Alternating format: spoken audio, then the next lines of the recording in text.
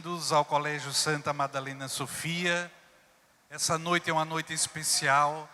Nós queremos acolher a cada um, pais, mães, avós, tios, psicólogos, psiquiatras, tanta gente que está aqui nessa noite. Essa noite que tem um tema muito relevante na nossa sociedade atual. Nós vivemos nessa sociedade imbuída de uma cultura digital, onde o mercado de trabalho exige que nós tenhamos competências e habilidades digitais, mas ao mesmo tempo nós não sabemos ainda como lidar com toda essa tecnologia que nos cerca. O Colégio Santa Madalena Sofia abre suas portas para que a gente possa refletir juntos, para que a gente possa caminhar juntos, descobrir, inclusive, algumas alternativas, algumas soluções, porque também estamos vendo que por conta dessa tecnologia digital, nós estamos sendo vítimas de verdadeiras violências. As nossas crianças, os nossos adolescentes, os nossos jovens, cada um de nós. Com certeza, você conhece alguém que foi vítima de alguma fraude por meio do celular. Quem não recebeu aquela famosa mensagem? Olha, troca aqui o meu número, eu troquei de número. E depois a pessoa sai tentando dar um golpe, querendo que você faça um depósito ou outro. Esse é só um dos exemplos das violências que nós somos vítimas. Qual é o papel da escola? Qual é o papel da família? Demonizar a tecnologia? Deixar que as crianças usem de qualquer jeito? Queremos descobrir juntos nessa noite. Como é que nós podemos caminhar juntos? Escola e família. Esse é o nosso papel, educar. Para começar essa noite, nós convidamos o nosso grupo de pastoral para nos conduzir ao céu, nos conduzir a Deus. Aqui nessa casa, sempre começamos colocando tudo nas mãos do Pai, do Filho e do Espírito Santo.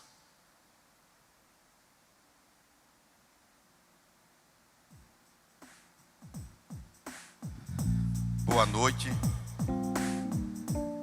Arthur da Távola disse que a música é a sobremesa da vida. Aí aqui a gente vai fazer o inverso. A gente vai começar com a sobremesa e depois vem o prato principal aí, tá ok? Podemos ficar de pé e cantar É Preciso Saber Viver? Nós estamos aqui com essa intenção, né? Aprender a viver, saber fazer a escolha entre o bem e o mal, porque tudo isso faz parte do nosso contexto e a gente precisa cada vez mais crescer nesse entendimento, nesse discernimento, para fazer bom uso daquilo que a tecnologia nos oferece.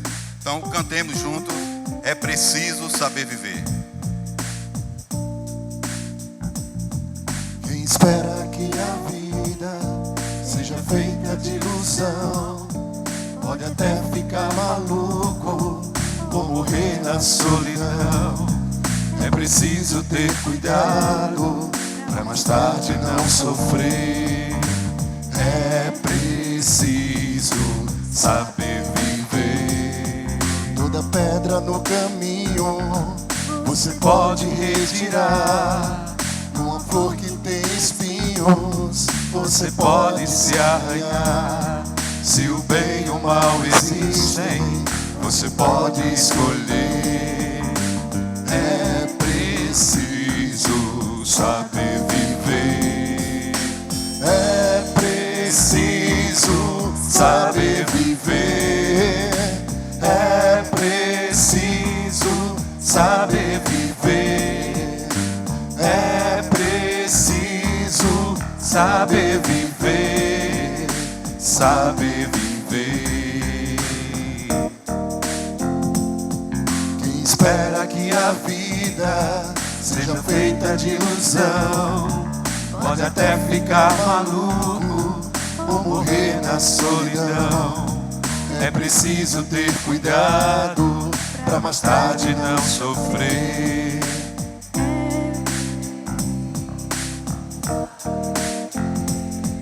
Toda pedra no caminho você pode retirar. Numa flor que tem espinhos você pode se arranhar. Se o bem e o mal existem, você pode escolher.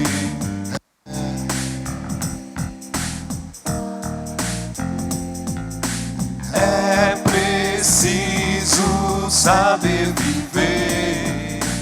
É preciso saber viver. É preciso saber viver. Saber viver.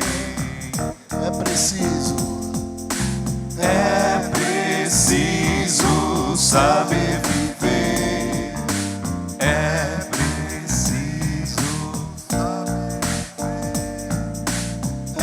preciso saber viver. Saber viver. Podemos sentar. Com certeza hoje nós vamos falar aqui de redes de seguidores, né? Creio que faz parte do repertório, do conteúdo do que nós iremos escutar. E aí a gente pode fazer uma viagem no tempo aí, indo até Jesus, e lembrar que Jesus falava também, né, das redes, lançar as redes, e nas redes vem coisas diversas, né? E aí o pescador vai lá e separa o que é útil e o que não é, o que pode ser saboreado e o que não pode ser saboreado, o que faz bem e o que não faz bem. E também seguidores, Jesus que tinha muitos seguidores, e hoje nós que usamos essa expressão também, né, para falar de tantas pessoas que seguem outras, também com suas propostas, que podem também ser boas ou não, que podem nos ajudar também ou não.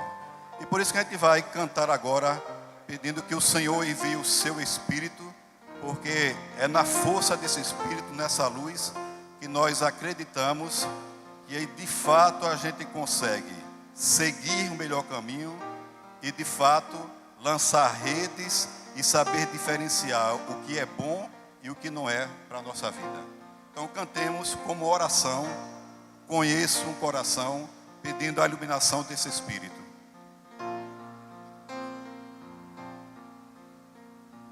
Conheço um coração tão manso, humilde e sereno, que louva ao Pai por revelar seu nome aos pequenos, que tem o dom de amar, que sabe perdoar, que deu a vida para nos salvar.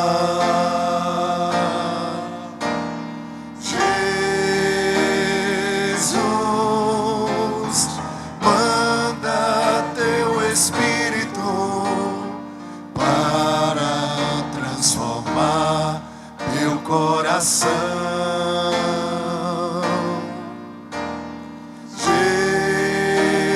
Jesus,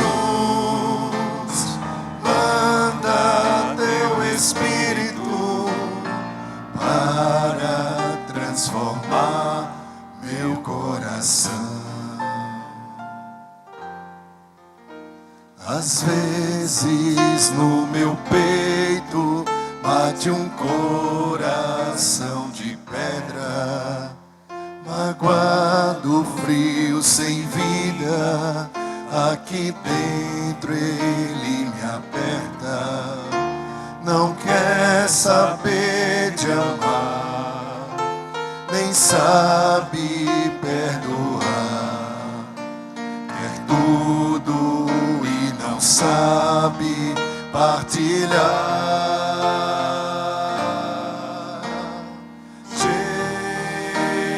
Jesus, manda teu Espírito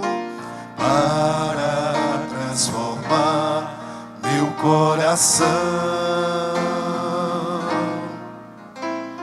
Jesus,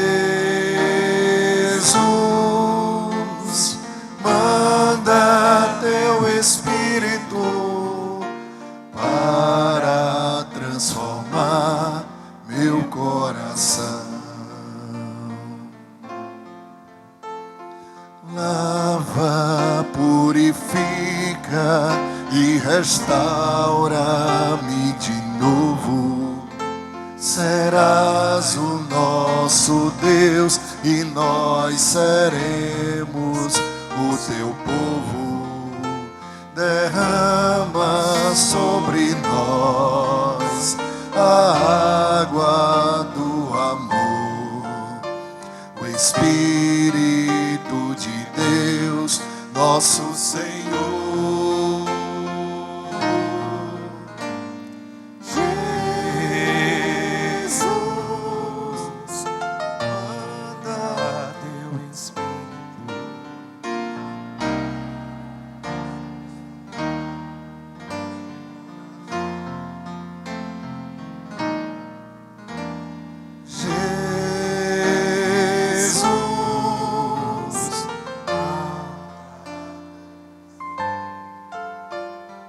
Para transformar meu coração. Nós estamos na semana em que vamos celebrar a nossa padroeira, Nossa Senhora Aparecida. E hoje também é importante lembrar que é o Dia Internacional da Saúde Mental, né? Então rezemos uma Ave Maria por todas as pessoas que precisam deste cuidado e também pelas pessoas que cuidam desses seres humanos que necessitam dessa ajuda, dessa orientação, desse afeto e desse acolhimento. Ave Maria, cheia de graça, o Senhor é convosco. Bendita sois vós entre as mulheres, e bendito é o fruto do vosso ventre, Jesus. Santa Maria, Mãe de Deus, rogai por nós, pecadores, agora e na hora de nossa morte. Amém.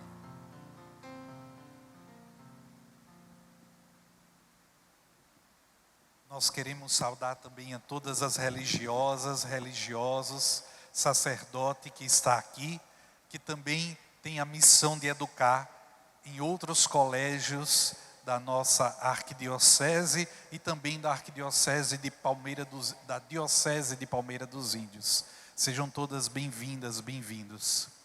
Queremos agora ouvir a palavra da nossa diretora, irmã Paula, para acolher a cada um de nós nessa noite. É agora que vocês batem palma. Tá?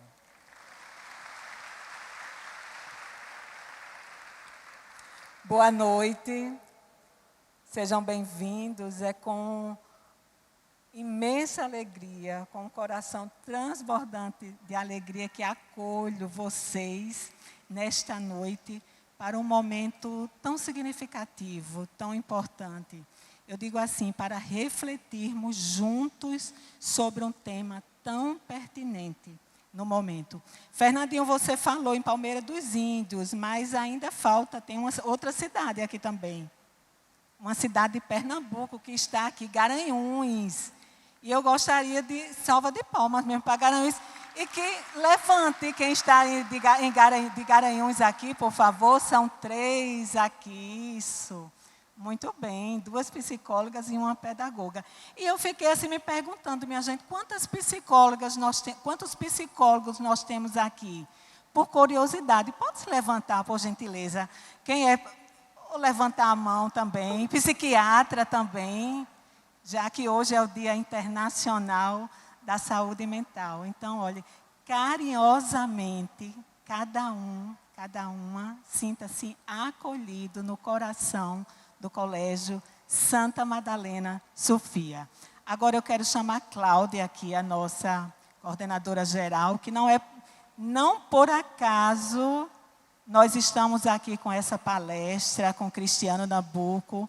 Já faz um tempo que nós estamos refletindo, estudando, trabalhando com os nossos alunos através de um projeto chamado Detox Digital.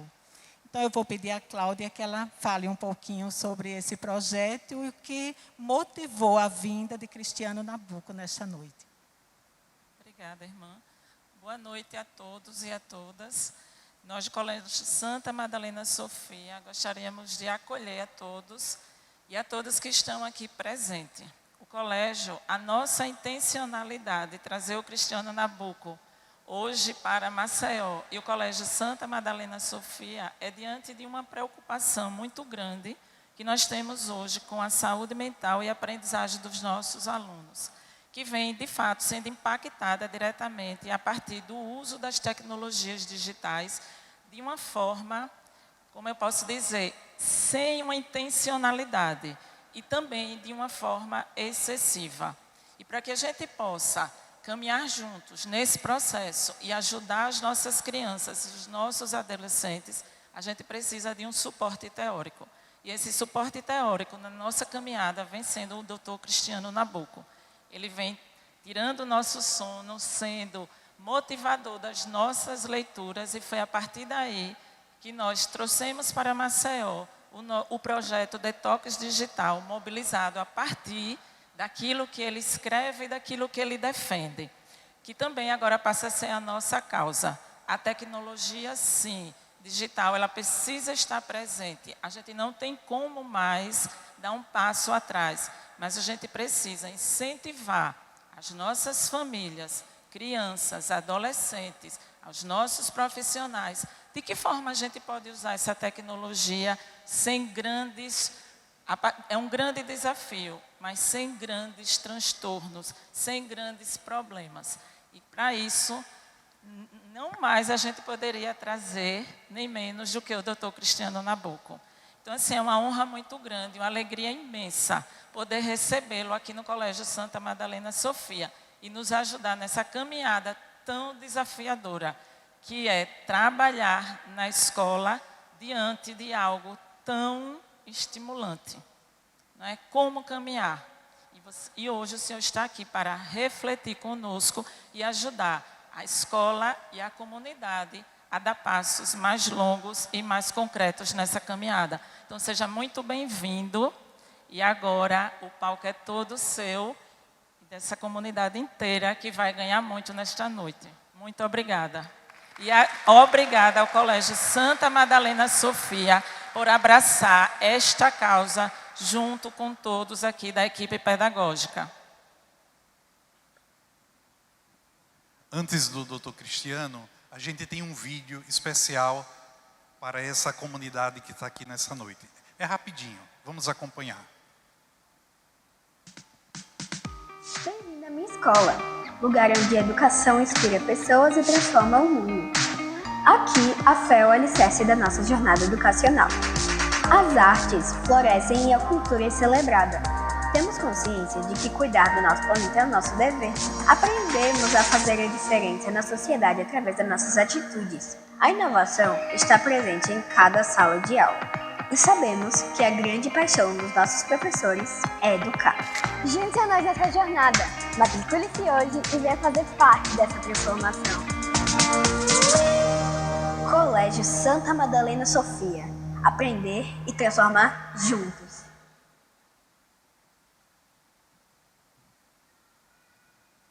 Psicólogo com doutorado em Psicologia Clínica pela Universidade do Minho, em Portugal, e pós-doutorado pelo Departamento de Psiquiatria do Hospital das Clínicas da Faculdade de Medicina da Universidade de São Paulo.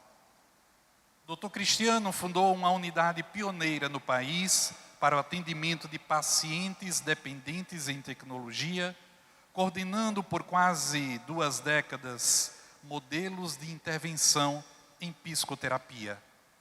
É coordenador do curso de especialização em dependências tecnológicas da Universidade de Caxias do Sul, coordenador do curso de especialização em terapias cognitivas da PUC do Paraná. Atuou como consultor técnico junto ao governo federal para o programa Reconnect e foi consultor técnico do Alto Comissariado dos Direitos Humanos da ONU. Publicou 15 livros dentro e fora do Brasil. Nossa coordenadora já falou que está nas nossas leituras aqui nos nossos estudos. Tem mais de 1000 matérias produzidas para a mídia leiga. Senhoras e senhores, com o tema Dependências Tecnológicas, Novas Doenças do Século XXI, nosso palestrante, Dr. Cristiano Nabuco. Prazer estar aqui com vocês e agradecer ao Colégio Santa Madalena de Sofia, Irmã Paula, todos aqueles que, de uma forma ou de outra, colaboraram com a minha vinda aqui no dia de hoje. Bom, esse é um tipo de estresse que acontece ligado com a tecnologia, particularmente é culpa minha, chama-se estresse BIOS, que quer dizer bicho ignorante operando o sistema. Então a gente traz aqui achando que ele vai funcionar e ele não funciona. Então, vamos lá.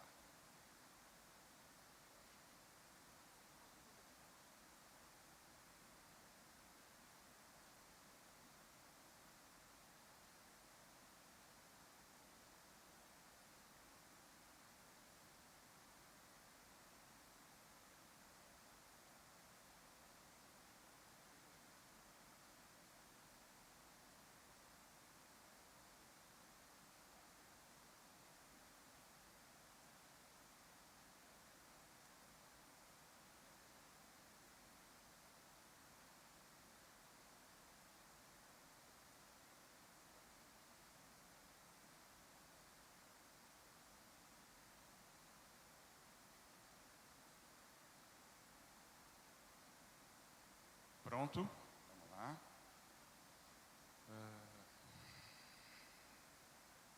Bom, essa história é uma história que ela não se inicia no dia de hoje, nem nesta década, que é a questão ligada ao desenvolvimento de novas tecnologias, de invenções que sempre impactaram muito a sociedade como um todo. A tecnologia, nem de longe, ela é positiva ou negativa, mas vai depender muito da forma com que nós a utilizamos.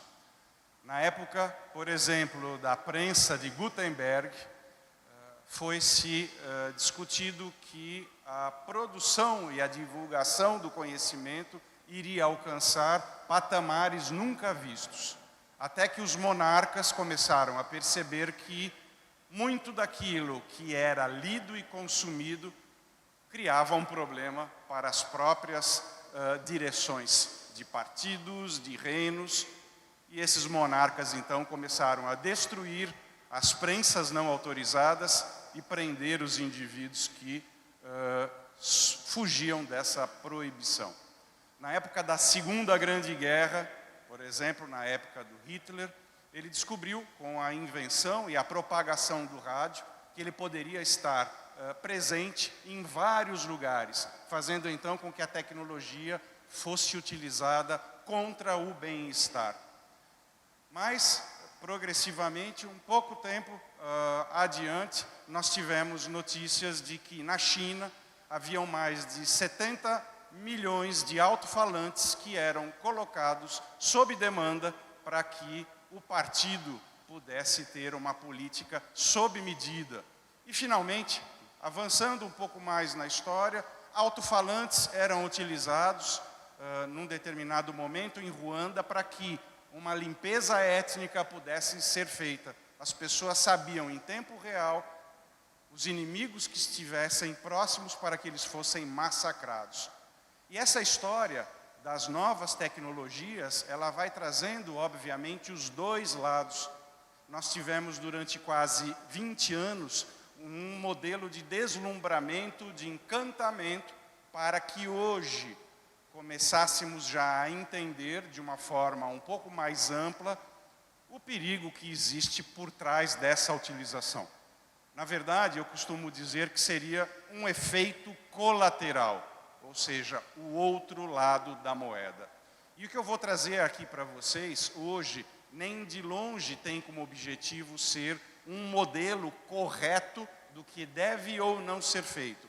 Mas o objetivo é que a gente possa colocar o assunto sobre a mesa para que saiamos daqui com pelo menos a ideia de que alguma coisa efetiva precisa ser feita.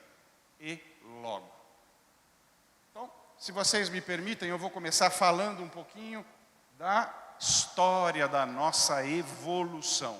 A última figura aqui do lado direito é a figura que mais nos interessa, que é a figura do Homo sapiens. Segundo pesquisas, esses indivíduos e seus agrupamentos teriam vivido há cerca de 300 mil anos atrás sobre esse planeta.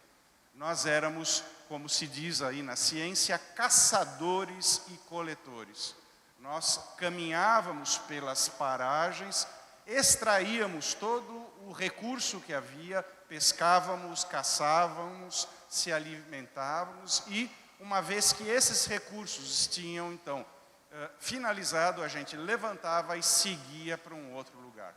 Isso foi muito bom do ponto de vista da saúde pública, porque preservava o ser humano a uma distância mínima dos seus dejetos, que isso é uma das grandes bases hoje das doenças de uma sociedade.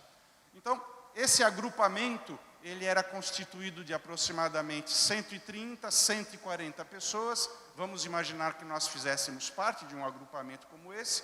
Nós caminhávamos, de repente eu me deparava com um grupo novo de 30 indivíduos. Esses indivíduos eram absorvidos pelo grupo e não se sabe por quê. Mas o número de 140 ele não poderia ser ultrapassado. Se a gente tivesse então 170 indivíduos, esse grupo era separado automaticamente e se dividia e assim a vida seguia. De lá para cá, nós tivemos então, principalmente na época do Neolítico, quando o ser humano começa já a fixar raízes, estamos falando aí de 10 mil antes de Cristo, a gente começa a ter então as primeiras comunidades onde o indivíduo começa a trabalhar com a terra e de lá para cá a gente vai dar um pulo bem grande e chegar então na era cristã.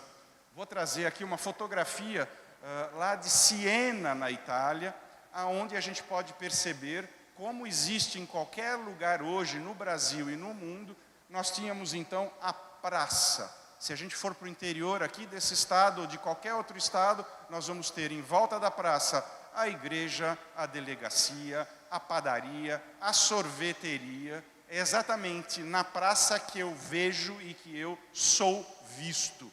A perspectiva de troca, ela me dá então o contorno social daquilo que eu sou.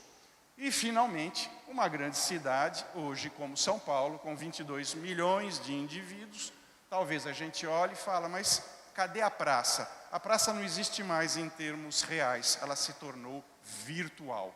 Mas de uma maneira ou de outra, nós continuamos funcionando como seres gregários, tendo o nosso grupo de referência e seguindo aqueles que nos fazem mais sentido. E ao longo de todo esse período, uma pergunta que normalmente surge para os cientistas é, mas 300 mil anos fez alguma coisa mudar dentro do organismo humano, dentro da forma do homem se organizar e se relacionar? Essa é uma pergunta que, obviamente, como tudo em ciência, nós temos aquela questão paradoxal. Tomar café é muito ruim, mas tomar café também é muito bom. Tudo vai depender do ponto de vista ou do recorte. Então, nós vamos ter aqui uma linha que vai dizer, olha, ao longo desses 300 mil anos, na verdade, nada se modificou. O ser humano continua sendo absolutamente o mesmo, com algumas poucas mudanças. Muitas pessoas falam assim, mas Cristiano, espera um pouquinho, a gente ouve que hoje as doenças mentais estão explodindo. O ser humano nunca esteve tão doente como hoje. Isso, na verdade, é uma falsa conjectura. As coisas continuam mais ou menos iguais, exceto a depressão, exceto os transtornos ansiosos, mas o que a gente tem hoje é uma detecção precoce, fazendo então com que exista uma explosão que talvez fosse diagnosticada ao longo da vida. E a ideia que sustenta essa opinião, que o ser humano é o mesmo, ela traz 2 exemplos para dizer, olha, nós somos os mesmos. Vou voltar aqui de novo para a Itália, anos 50 da era cristã. Vocês se recordam na história, para quem se estudou, que em Roma haviam aqueles famosos banquetes. Era sentado à mesa que nós negociávamos, criávamos relações afetivas, disputávamos guerras. Só que o momento de eu ficar sentado numa mesa me alimentando fazia que num determinado momento a minha ingesta alimentar fosse tão grande que eu não conseguia mais colocar para dentro nada. Então, conjectura-se que esses locais aqui, que hoje ainda estão do lado de fora desses locais onde haviam os banquetes, eles eram chamados de vomitóriums, onde então, após você se alimentar, você chegava próximo a ele, colocava os 2 dedinhos na garganta e vomitava, você purgava. Então, faço uma provocação aqui, estamos falando dos primórdios da bulimia nervosa, será? Vem da Itália também um outro exemplo que é muito relatado na literatura médica, que é Santa Catarina de Siena, 1236, se não me engano. A literatura científica vai dizer que Santa Catarina de Siena é apontada na história como uma das primeiras pessoas que jejuava por períodos prolongados. Só que, segundo relatos, ela jejuava tanto que ela teve problemas e acabou falecendo. Então, até o título desse artigo diz assim, estamos falando então da santa, aspas, anorexia. Então, por que eu estou trazendo os 2 casos? Para mostrar para vocês que os problemas de ordem, de equilíbrio mental, eles sempre estiveram presentes. Então, talvez a gente possa concordar, olha, o ser humano, ele continua exatamente o mesmo. Mas um outro lado vai dizer, olha, eu acho que o ser humano mudou e mudou muito, como nunca a gente viu antes. Então, trago aqui um primeiro exemplo para dizer que o número de pessoas que eu me relaciono hoje, direta ou indiretamente, em apenas um dia de vida, vou repetir, o número de pessoas que eu me relaciono direta ou indiretamente em apenas um dia, ele é equivalente ao número de pessoas que um indivíduo na Idade Média se relacionava ao longo de toda a sua história. Isso faz então a gente parar para pensar de que existe um aspecto de trocas excessivas, de acúmulo de conhecimento como nunca vivemos antes. Outra informação, a quantidade de dados, de conhecimento que vai ser trafegado na internet nos próximos 12 meses, ele é superior a todo o conhecimento acumulado em toda a história da humanidade. Então, isso faz com que, efetivamente, não sei qual é a opinião de vocês, mas que nós estamos vivendo tempos que são muito distintos dos demais. Talvez alguém levante a mão e fale assim, Cristiano, mas isso é um clássico.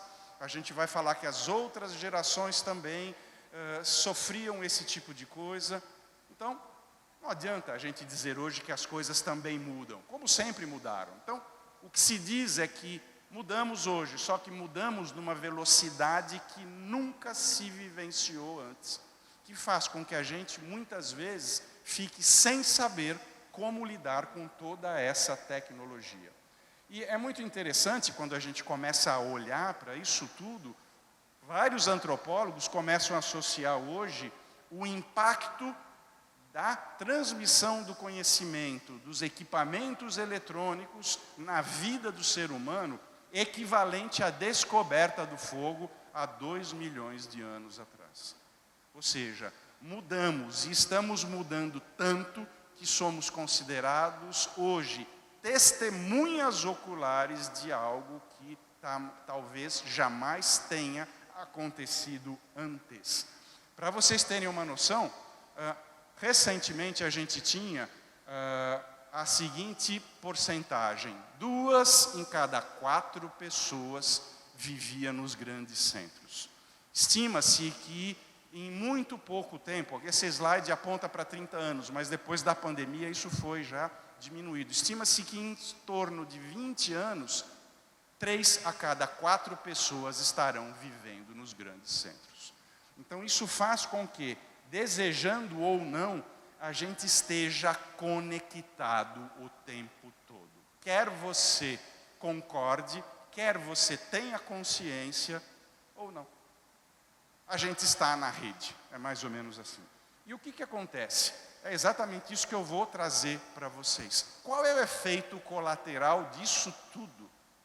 Como que a gente pode lidar com essas questões que são tão frequentes, tão comuns, que se tornaram normais, não é? Então, para vocês terem uma noção, dados de janeiro deste ano, população mundial, 8,01 bilhões de pessoas, 5,44 já possuem um telefone celular. Se a gente for fazer uma conta rápida, seria mais ou menos assim: 6,7 pessoas a cada 10 acessam a internet diariamente. E 6 em cada 10 não possuem acesso ao saneamento básico. Então, isso começa a mostrar que existe, no fundo, uma disparidade tão significativa que a tecnologia hoje começa a ser a grande prioridade. E o ponto que eu quero trazer para vocês é: e o efeito disso? É normal a gente ter uma criança usando um telefone celular desde pequeno? Vocês acham que, virou comum, né, Cristiano? Sim, é comum, mas e o efeito disso? Então, o que eu quero começar a trazer para vocês, esse é um outro gráfico que mostra o tempo médio por país gasto na frente da internet. Tempo médio mundial aqui vai dar alguma coisa em torno de 6 horas e 37 minutos. Japão aqui com 3 horas e 45. Quanto que o brasileiro gasta ao longo de um único dia?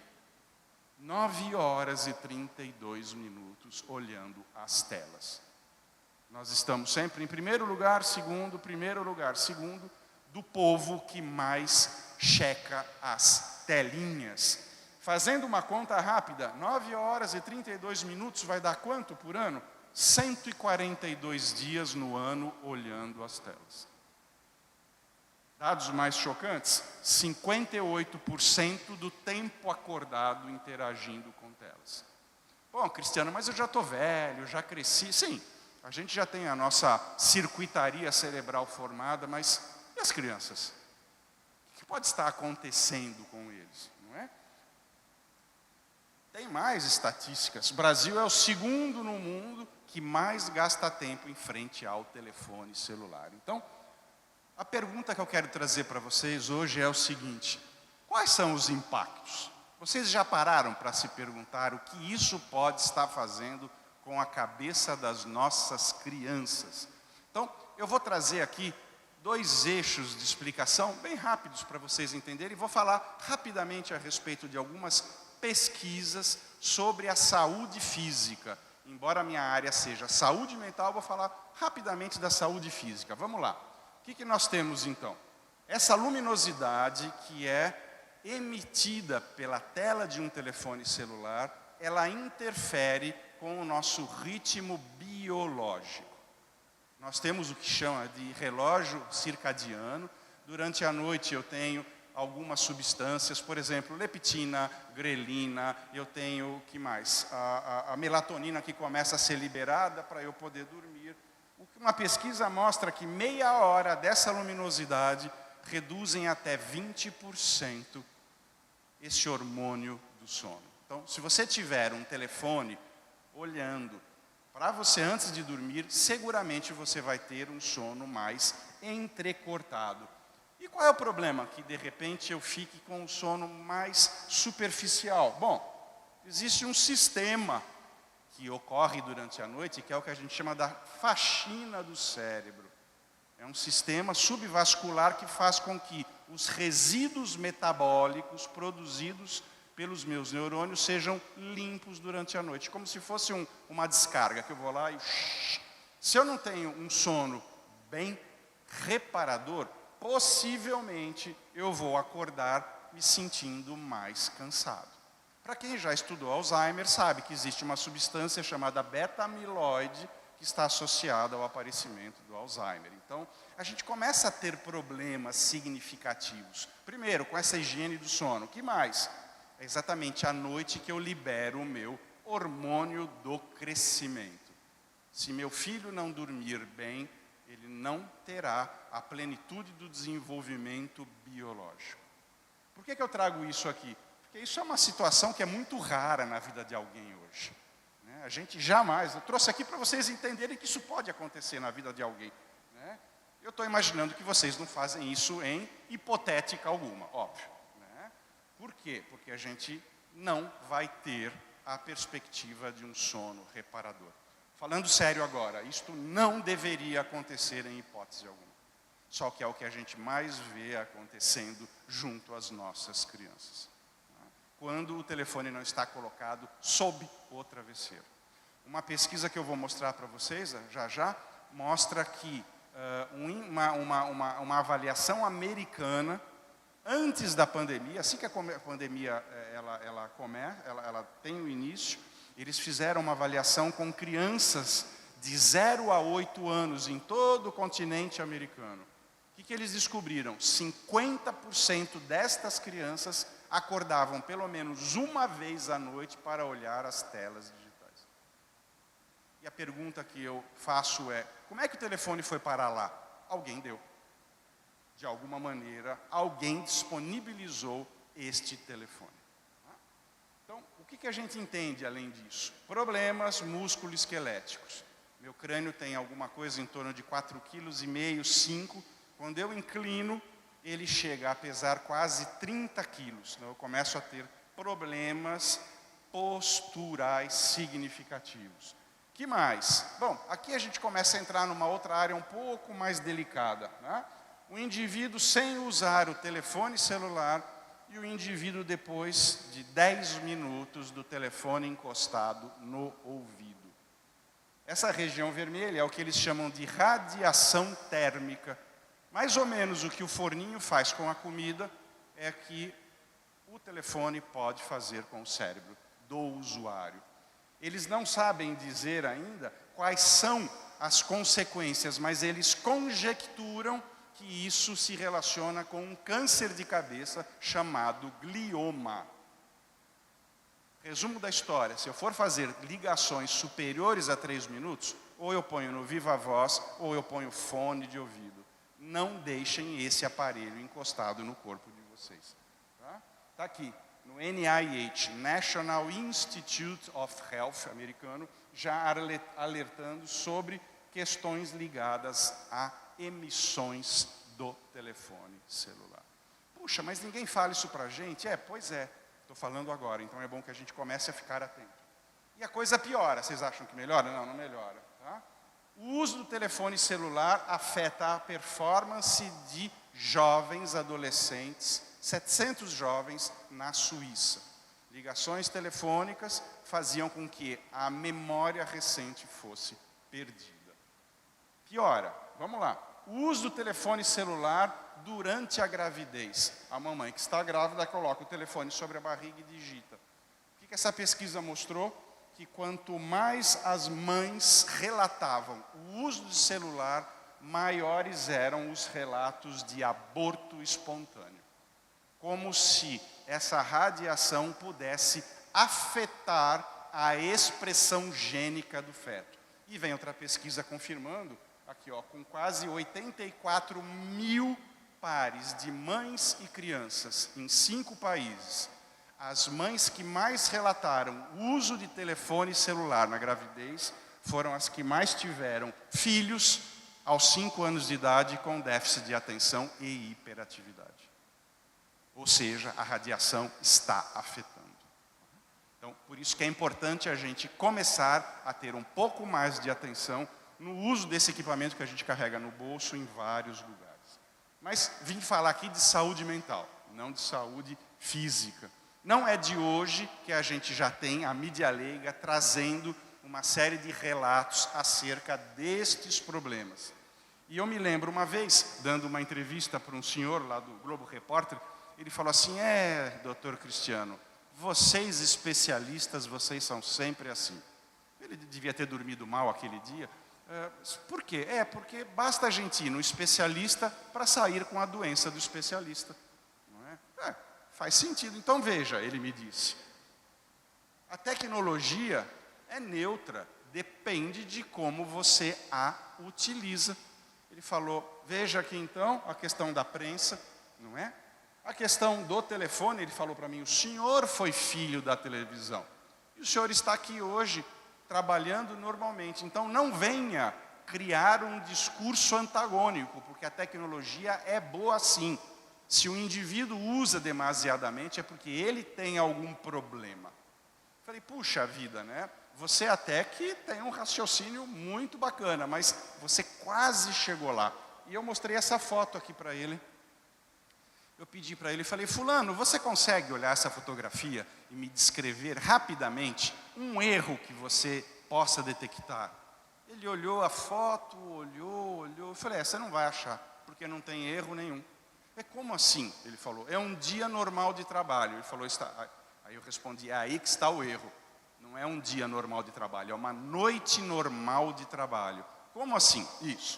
Isso é que a gente chama da equipe de persuasão de uma das grandes empresas de tecnologia. O que esses indivíduos estão fazendo aí? Eles estão, a cada 24 horas, mudando a programação desses apps que a gente utiliza.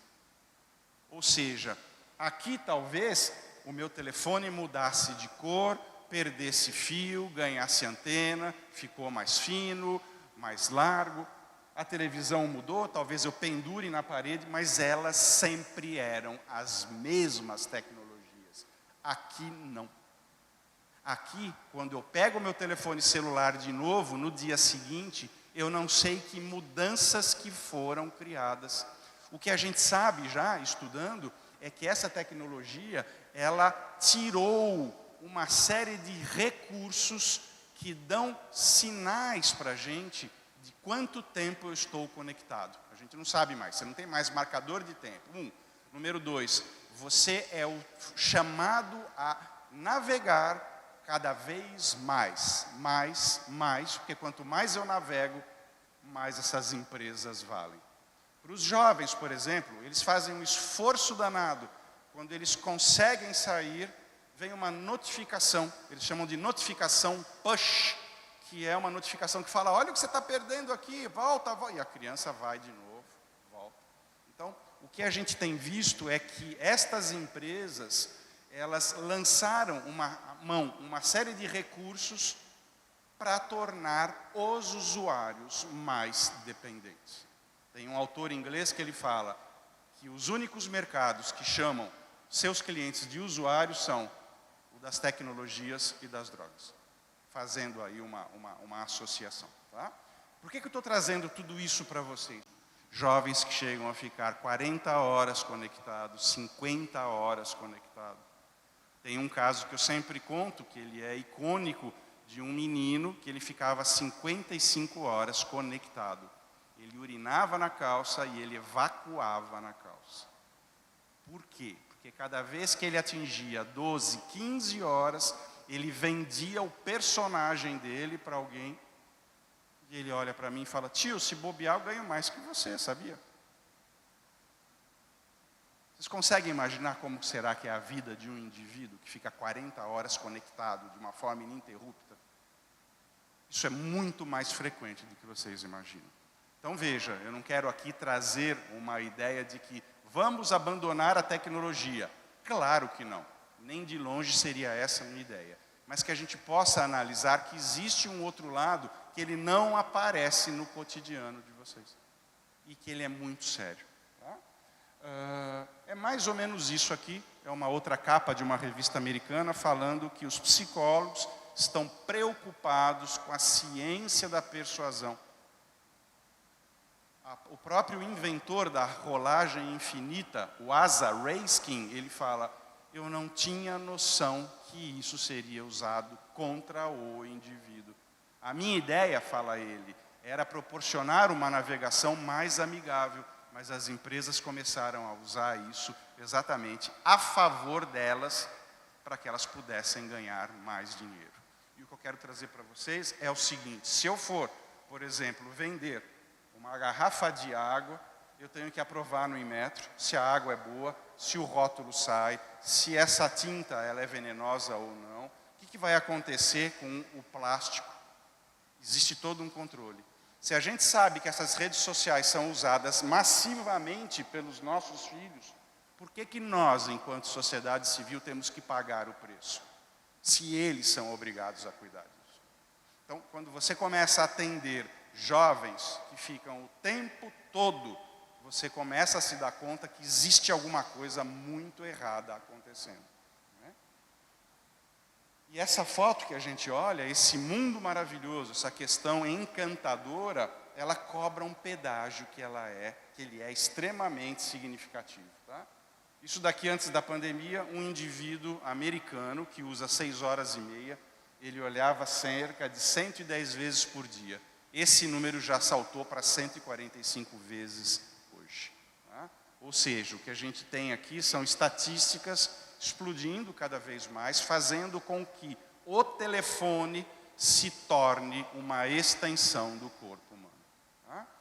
E o grande ponto que a gente tem é que, principalmente, aquelas crianças que nasceram a partir de 1996, que é quando então a internet atinge aí a sua popularidade, de 96 até 2007, quando é lançado o primeiro iPhone, houve uma explosão de conexões, fazendo então com que essa geração ela fique muito mais conectada do que as velhas gerações. Alguns livros vão dizer que essas gerações seriam as gerações perdidas, eles chamam de Lost Generations. Ou um outro livro que diz: não confie em ninguém com menos de 25 anos.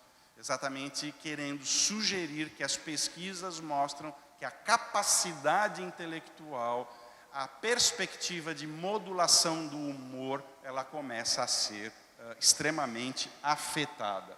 E o grande ponto para vocês saberem, o nosso cérebro ele vai tendo a maturação, a finalização de trás para frente. A última região a ser finalizada é o córtex pré-frontal, que é onde eu coordeno as minhas funções, os comandos executivos. Então, se eu estou aqui, por exemplo, dando uma aula, e alguém vem e passa com uma bandeja e fala: Cristiano, quer um Prosecco?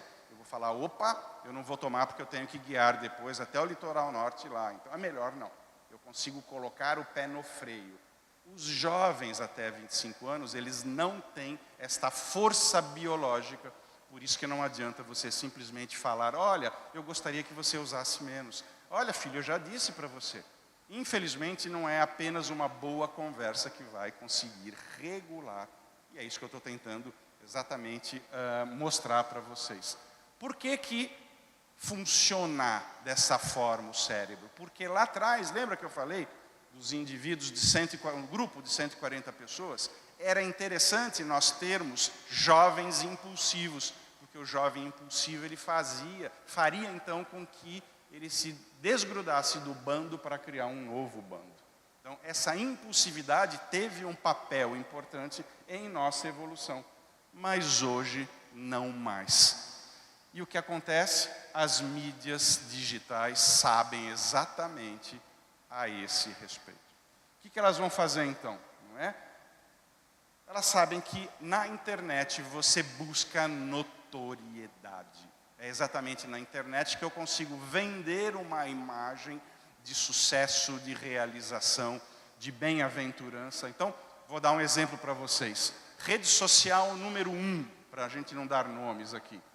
João e Maria foram para Ilhéus passar férias. Eles tiram uma foto e jogam essa foto na rede social número 1. Depois de um ano, João e Maria se casam. Eles jogam a foto na rede social e o que eles concluem? que João e Maria, em 5 horas, teriam 45 likes. O casamento, em 10 horas, teria 97 likes. O que a rede social faz? Ela fala assim, espera um pouquinho, se o indivíduo chega a receber 45 likes em 5 horas, vamos prolongar a experiência dele, então. Vamos fazer o seguinte, vamos espalhar essa foto a conta-gotas. Então, vamos fazer com que, na primeira hora, apenas 3 pessoas vejam essa foto. Na segunda hora, só 4. Então, eles conseguem prolongar 5 horas para 24 horas, por exemplo. Bom, e o casamento? O casamento vai fazer com que o indivíduo fique olhando durante 2 dias. Então, está sendo utilizado, por trás disso, mecanismos de controle comportamental. Tá? E o grande ponto que a gente começa a ver é que a vida real, que ela envolve a família que pega no pé, o irmão que é chato, as dificuldades financeiras, alguém que faz bullying lá no clube, ou a dificuldade que eu tenho para perder peso, ou o fato de eu ter até um pouco de fobia social. A vida, ela é composta de frustrações. Do lado de lá, não. Do lado de lá é tudo de bom. Eu não tenho que lidar com aquilo que me desafia. Então, essa é a primeira charge que saiu no jornal The New Yorker, lá na década de 90. Um cachorro falando para o outro, amigão, na internet ninguém sabe que você é um cachorro. Ou seja, você consegue maquiar as suas inquietudes tão naturais e tão legítimas nessa fase da vida. Ou seja, essa internet melhora a imagem que eu tenho, ela faz com que meu humor fique mais estável, porque eu tenho ali as liberações dos meus sistemas dopaminérgicos que dão, então, a sensação de recompensa. Cada vez que eu tenho um like, eu tenho dopamina sendo jogada, não é? Diminui a sensação de isolamento, mas não estou trazendo talvez nenhuma grande novidade para vocês, nada que vocês já não saibam. O que eles começaram a perceber é que o raciocínio começou a ser profundamente impactado pelo usuário. Então, essa é uma pesquisa já antiga, com 40 mil sujeitos, onde eles dão para esses indivíduos telas de computador com literatura, para que essas pessoas pudessem navegar e se debruçar. Eles descobriram, através desse rastreador ocular, que cada vez que você está com uma tela, você faz o que seria uma letra F maiúscula. Você lê de um lado para o outro, desce um pouquinho e... O que o documento publicou como resultado final? O título era Como os indivíduos liam na internet. A primeira linha do documento dizia, no original, eles não leem. Basta você dar uma tela que a capacidade de absorção do conteúdo escrito despenque. Tá? Apenas desses 40 mil sujeitos, 16% lia palavra por palavra. O restante escaneava, olhava para o lado. Por quê? Porque a gente está tão acostumado a usar uma tela e ser interrompido, que a atenção profunda, ela não consegue ser sustentada, fazendo com que alguns chamem o que eles denominam hoje da epidemia da distração. Todo mundo está o tempo todo sendo interrompido, fragmentando a atenção. Por quê, gente? Exatamente porque essas empresas sabem que quanto mais interrompido você for, maior é a sensação de valor social. É como se a rede social ela tivesse se tornado uma grande cola, onde eu consigo obter de uma forma compensatória aquilo que eu não tenho no meu dia a dia. Eu vou passar agora um videozinho. Por favor, esse vídeo apareceu numa rede social e de uma forma muito intuitiva, foi interessante. O Antônio Fagundes, ele publicou um relato que eu queria trazer para vocês e que de uma forma muito intuitiva ele consegue exatamente abordar tudo que eu estou falando para vocês. Vamos lá, se a gente consegue.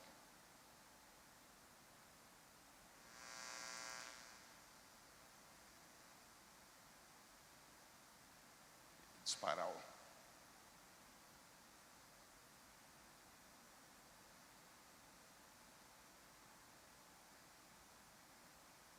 Só apertar aí. Então, outro dia a Alexandra postou um vídeo meu jogando videogame. Fez um sucesso, foi uma loucura, todo mundo muito feliz. Ai, que bom, então agora estou liberado, né? Se o Fagundes está jogando, eu também vou jogar. Aí algumas mães disseram assim, puxa, agora eu não tenho como dizer para o meu filho não jogar. Então eu queria contar uma historinha para vocês. Eu gosto, realmente eu gosto de videogame, eu acho muito gostoso. Mas assim que eu descobri o videogame, há um tempo atrás, quando eu descobri o jogo do videogame, eu fiquei tão encantado com aquilo que eu fiquei jogando uma semana direto aquilo, né? Eu quase não dormia jogando videogame, fiquei louco com aqueles jogos todos. Joguei um monte de jogos, o God of War, o Uncharted, todos os jogos eu ia até o fim, então fiquei realmente impressionado com aquilo, gostoso de jogar. Então. E vocês já sabem, porque quem me acompanha por aí já sabe que eu leio muito, eu gosto muito de ler.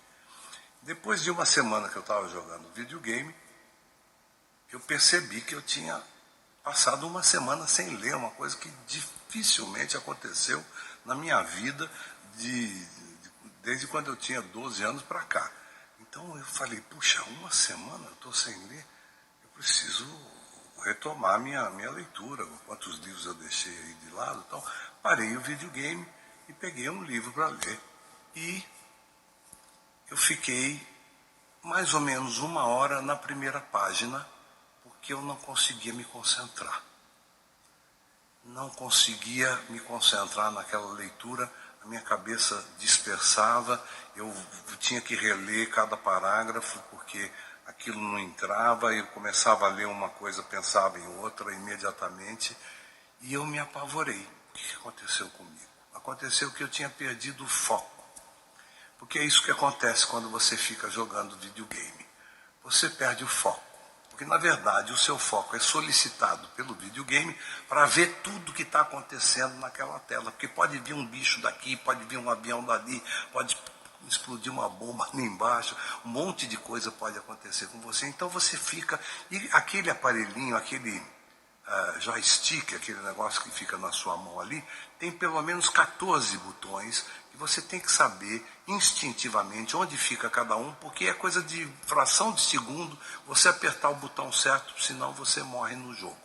Então é muito divertido, é muito gostoso, mas tira completamente a sua atenção, o seu foco. Então, se você realmente quer ter foco, e se você quer que o seu filho, principalmente, tenha foco, deixa ele jogar assim, é gostoso o videogame. Mas não só videogame, porque ele nunca mais vai ter foco na vida dele, como eu próprio cheguei a perder, e é uma experiência pessoal minha, e eu tenho certeza que isso acontece com todo mundo. Eu sempre gosto daquela frase do Oscar Wilde, que é maravilhosa: tudo com moderação, inclusive moderação. Beijos. E foi muito interessante, quando ele publicou isso, eu consegui falar com ele, ele falou: Cristiano, eu estou sendo massacrado nas redes sociais porque eu falei mal dos videogames. A gente tem uma noção de que, vamos chamar assim, uma educação plena, ela tem que ser acompanhada de tecnologia.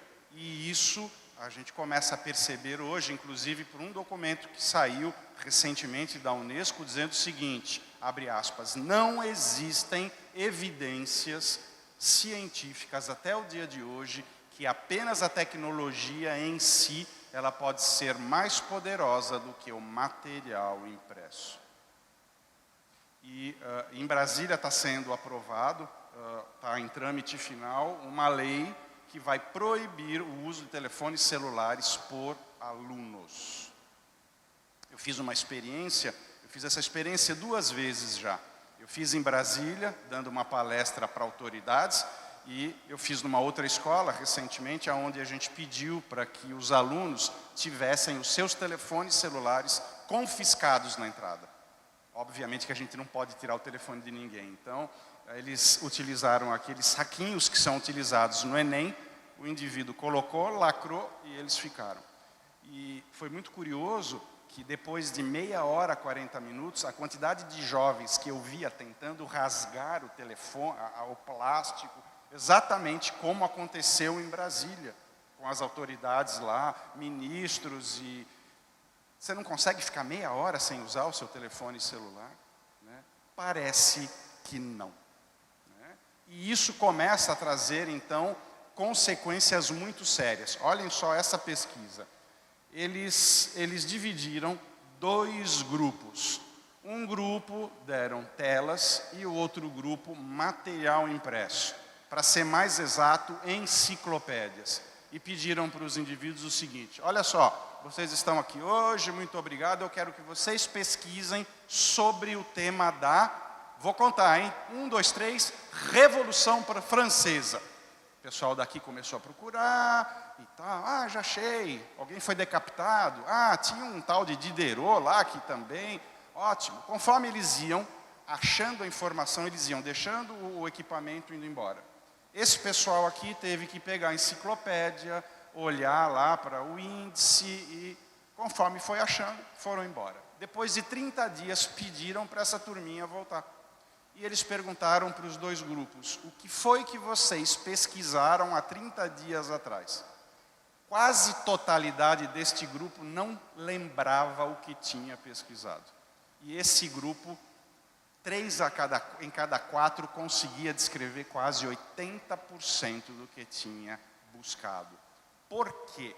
Porque a hora que eu pego um material impresso, que eu olho, e eu falo, puxa, olha só que interessante, né? Escola Santa Madalena Sofia. Eu olho para cima, eu pego o meu lápis, eu falo, puxa, Sofia é o nome de uma filha minha, né? Puxa, minha filha agora ganhou uma coruja. Como será que a Sofia está, né? Ah, então vamos lá. Que mais, né? Está escrito aqui, Duc in altum, ou altíssimo em latim. Olha que bacana, puxa, latim, preciso estudar latim. Latim é muito... Conforme eu vou parando e associando, eu vou ancorando a informação. Coisa que este grupo não teve tempo de ancorar, porque não existem pontos de parada para reflexão. Então, o que eles têm descoberto? Que as medidas mundiais de QI estão desabando. A gente tem 3 pontos percentuais para mais a cada nova geração. Resumo da história: meu pai foi mais inteligente que o meu bisavô, 0,3 pontos percentuais. Eu fui mais do que meu pai, minhas filhas mais do que eu tenho. Isso não acontece desde 1996. Tá? Então, qual é o grande ponto? A esfera intelectual, ela está sofrendo violentamente por essa fragmentação da atenção e essa fragmentação do conteúdo que não é mais guardado de uma forma correta. Fazendo então com que este uso ocasional ele comece a se tornar uma patologia. Vou mostrar para vocês aqui um dos 150 hospitais que existem na China só para tratar isso que eu estou mostrando para vocês. O senhor liga para mim, por favor.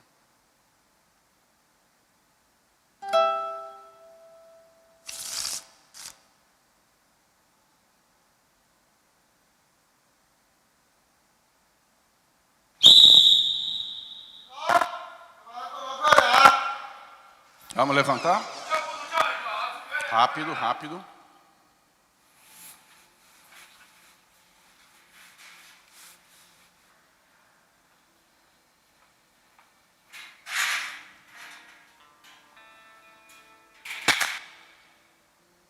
Centro de tratamento para dependência de internet.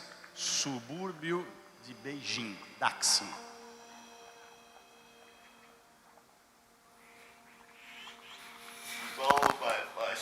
Por favor, dá essa carta para minha mãe. O que você fez? Ah, eu usei a internet.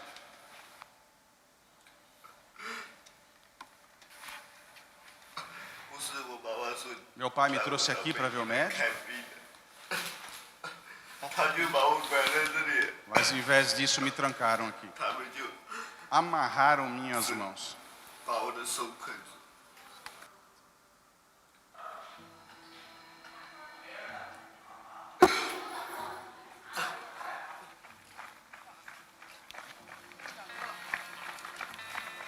Em 2008, a China já declarou que o uso abusivo de internet estava no topo da ameaça dos seus adolescentes.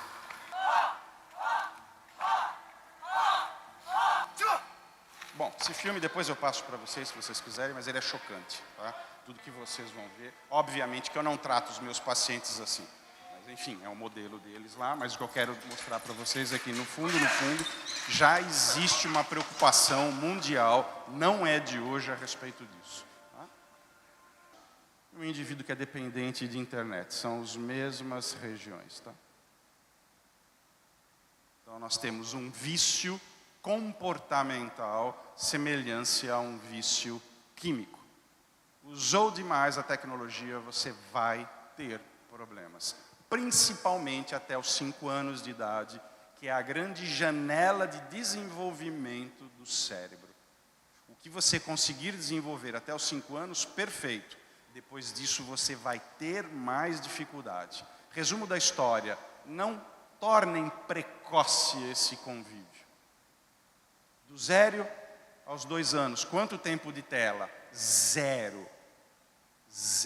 Uma pesquisa de um francês chamado Michel Demurger, ele mostrou que 50 minutinhos por dia, no final de 2 anos, essas crianças deixavam de aprender mais, deixavam de escutar mais de 400.000 palavras.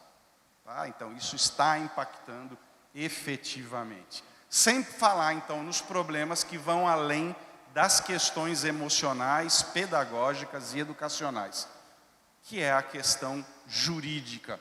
Vou trazer aqui 3 vídeos para vocês, um vídeo do Chile, um vídeo da Colômbia e um vídeo aqui do Brasil.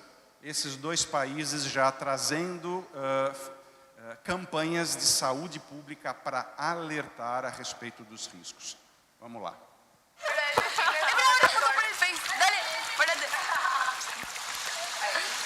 Tiren beso. Super.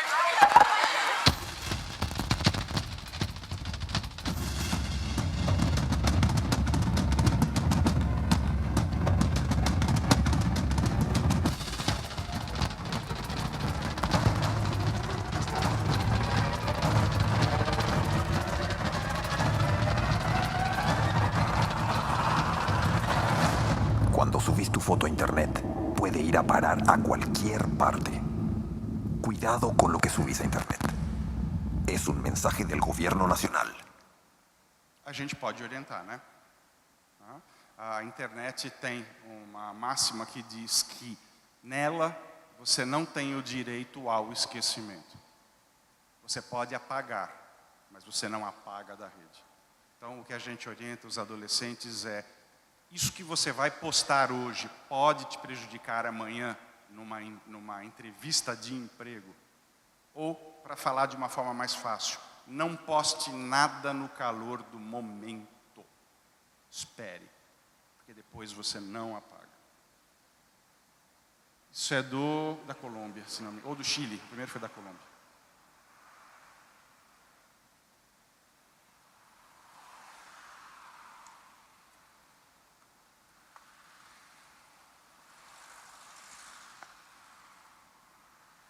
¿Cuántos años tienes?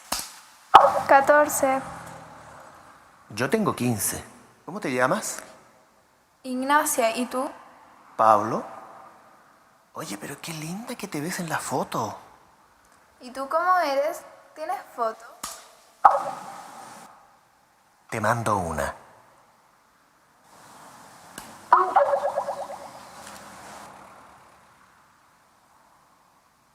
Te ves muy bien. Gracias.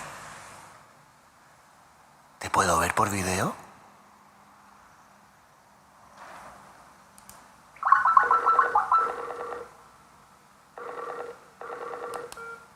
Está lista. ¿Cómo me veo? Preciosa. Ignacia, ¿qué estás haciendo? Nada, estoy estudiando.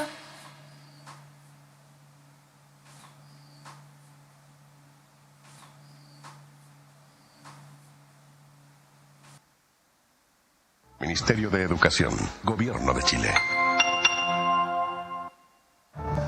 Convidamos 30 pessoas que representam a diversidade do Brasil para gravarem um vídeo.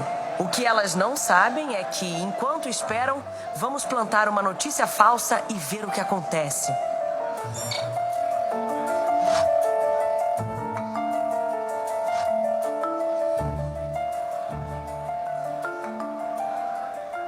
Vocês viram? Fernanda Gentil. Sabe a Fernanda Gentil? Saiu da Globo. Eu adoro ela, meu pai é super fã. Gratidão, disse que fica feliz por ter tido uma oportunidade maravilhosa. Ela tá há algum tempo já? Tá, eu já mandei para vários grupos da família. Olha só. Em apenas 1 hora de experimento, esse grupo encaminhou a fake news para outras 138 pessoas. Se a gente não tivesse derrubado a notícia, em 12 horas, ela poderia ter aproximadamente 6 milhões de visualizações. Pessoal, vamos lá? Vamos gravar?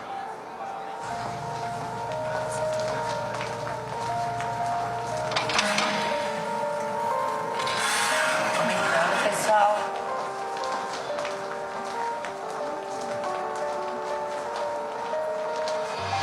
Oi. Estão surpresos de me verem aqui, né? Muito. Imagino. Vocês acabaram de compartilhar uma notícia sobre a minha vida e vocês, na verdade, estão participando de um experimento para mostrar como é fácil espalhar fake news por aí. Como vocês podem perceber, eu não fui demitida. Por isso, eu vim hoje aqui pessoalmente usar a minha imagem para falar sobre esse assunto, porque eu sei como ele é mais do que importante, ele é perigoso. As notícias falsas, gente, são criadas de propósito, todos os dias, para manipular nossas opiniões, atitudes, pensamentos. Tem gente que até ganha com isso. Agora, se você repassa essa informação falsa sem saber se é verdadeira, de onde ela vem, quem está te passando, você também faz parte desse problema. Porque uma notícia virtual pode atrapalhar e muito a vida real das pessoas. Eu, felizmente, posso vir aqui, olhar para vocês e desmentir o que vocês leram sobre mim. Agora, e quem não pode?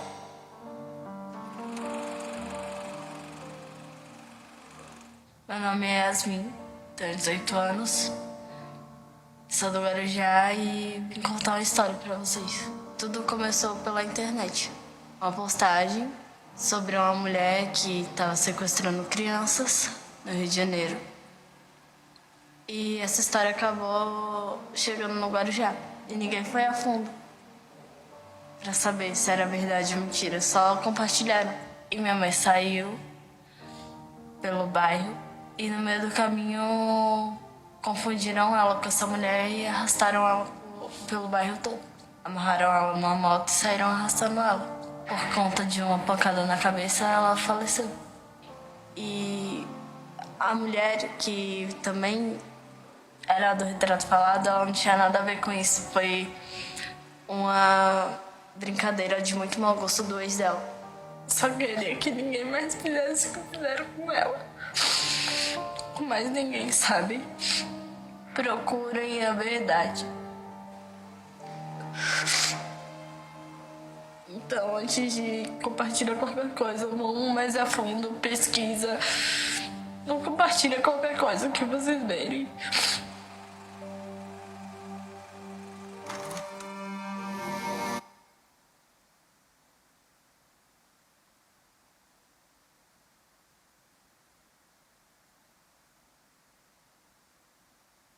Não estou falando mal da internet. Estou mostrando que existem riscos. E a gente precisa ficar atento. Esse é o grande ponto de tudo que eu estou trazendo hoje para vocês. Vocês já devem ter ouvido a respeito daquela alegoria da caverna de Platão, onde ele dizia que escravos presos nas cavernas veriam refletidas no fundo da caverna sombras e que eles entenderiam, pela falta de conhecimento, que aquelas seriam as melhores descrições da realidade.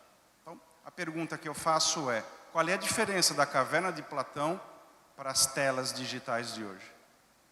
Onde aquilo assume a prevalência da verdade, onde o que está dito ali se torna onipresente. Então, aquilo que a gente ouve falar, que vivemos na era da informação, desculpa, eu vou delicadamente discordar e dizer para vocês que nós vivemos numa plena era da desinformação.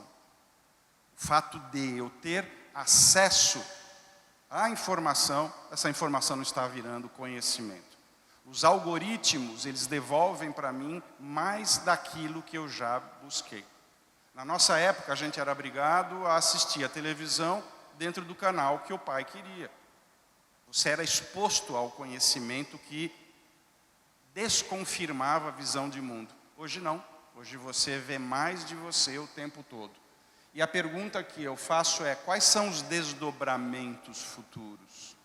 Vocês já pararam para se perguntar? O que acontece? O que aconteceu nas últimas eleições? Ou nas anteriores? Eu começo a apostar ou a curtir o candidato A hora que eu encontro alguém, Márcia, você vai votar em quem? Ah, eu vou votar no candidato 2. Eu falo, mas você deve ser fora do planeta. Como que você vai votar no candidato 2? A gente perdeu a capacidade de ouvir o diferente por conta disso. Tá? Então, o que eu costumo brincar aqui de uma forma anedótica é como, daqui a alguns anos, a gente vai olhar para trás e falar assim, como que aquelas pessoas não tinham a menor noção do que estava acontecendo com elas. É muito sério. É muito sério.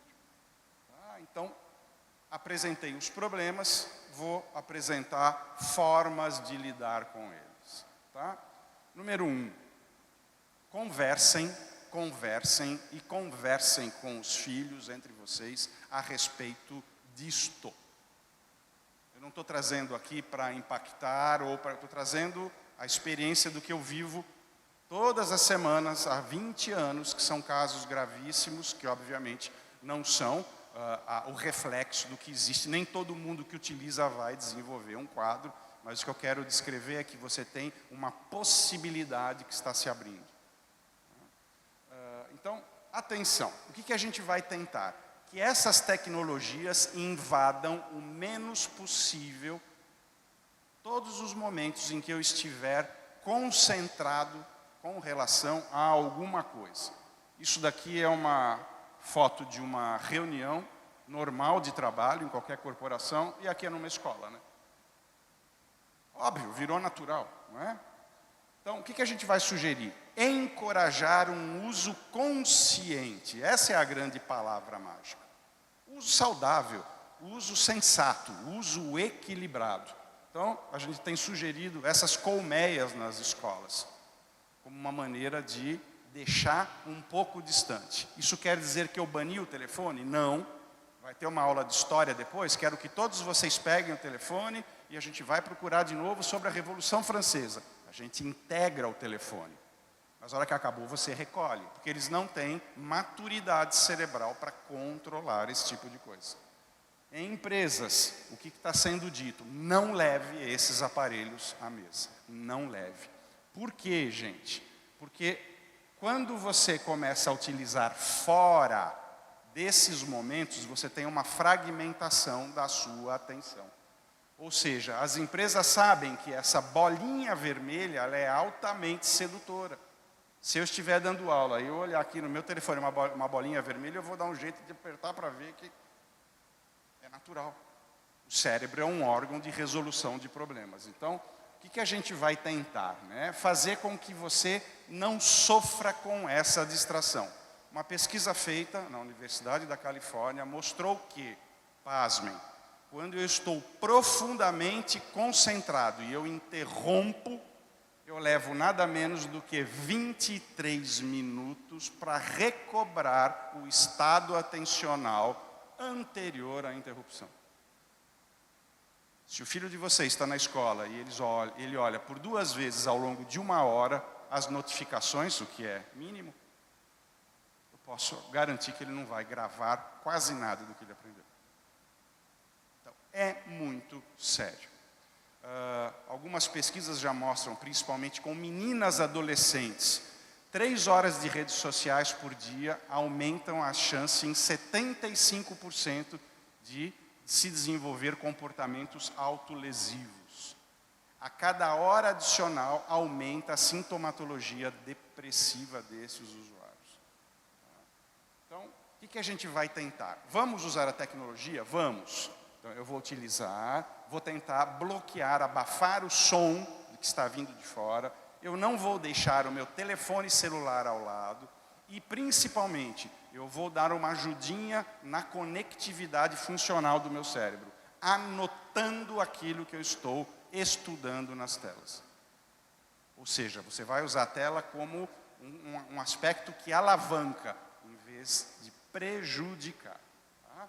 Finalmente, regular o acesso. Fizeram uma pesquisa, colocaram 2 grupos. Esse grupo aqui deixou o telefone celular fora, dentro de um armário. Este outro grupo entrou com o celular. Homens com o telefone voltado para baixo, mulheres dentro da bolsa. Deram tarefas que consistia de recordar nomes que haviam sido ditos e realizar atividades matemáticas. Qual foi o resultado? Eles descobriram que nós temos uma capacidade de atenção. E que, quando esse grupo entrou com um aparelho, mesmo estando desligado, parte importante dessa memória ficou em sobreaviso.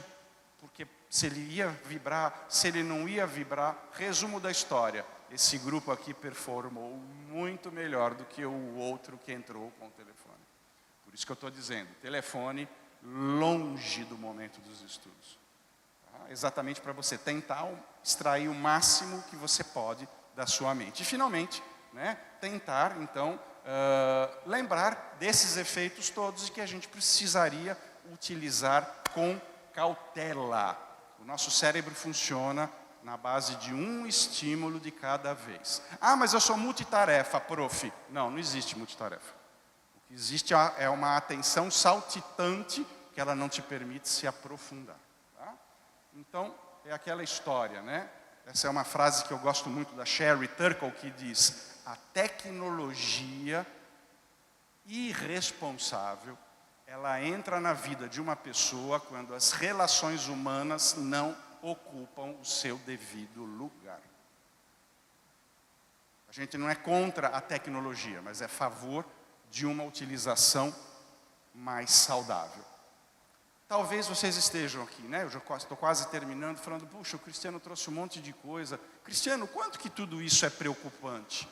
Eu vou dizer para vocês assim, gente, posso falar? Eu acho que perto do que a gente vai viver não é nada. Como assim? Não é nada. Vocês não viram ainda o que está para acontecer. Quando a gente fala de tecnologia, tá? O senhor solta para mim esse vídeo, por favor. Em 10 anos a gente já vai ter chips implantados sob a pele. Tá? Na Suécia já tem mais de 20 mil pessoas com chips.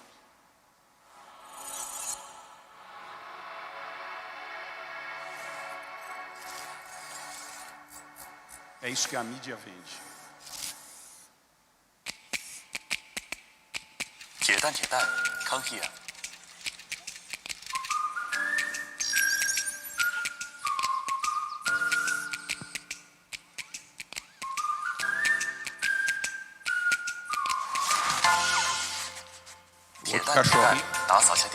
O outro cachorrinho vai lá e manda ligar o aspirador.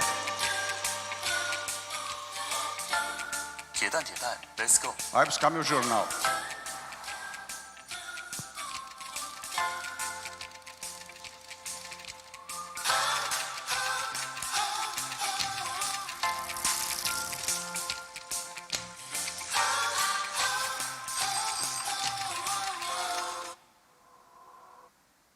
Essa é a Meca. A Meca é a inteligência artificial que eles já estão utilizando bastante nos Estados Unidos. São protótipos, E aí esse vídeo vai mostrar quando a Meca, uma das versões da Meca, ela é despertada e ela é colocada na frente de um espelho. Por favor.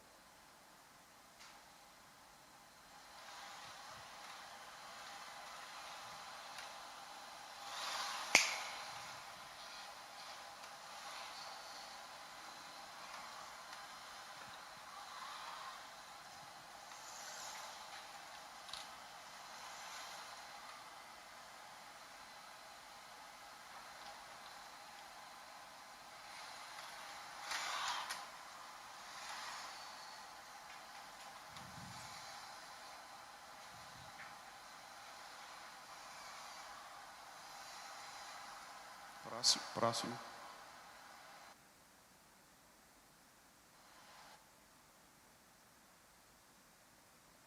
You know you're a robot, right?